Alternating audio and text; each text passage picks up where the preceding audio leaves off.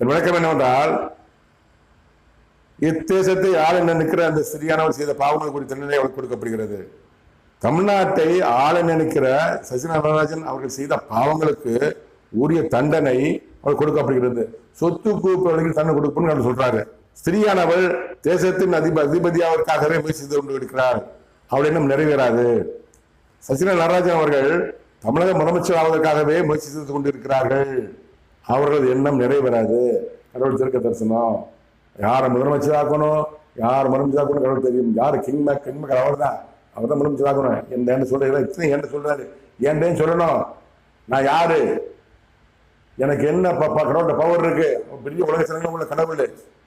American அதிபரை உண்டாக்கி அதிபரை நியமிக்கிறார், ரஷ்யன் அதிபரை நியமிக்கிறார், இந்திய பிரதமர் நியமிக்கிறார், தமிழ்நாட்டின் முதலமைச்சர் நியமிக்கிறார்.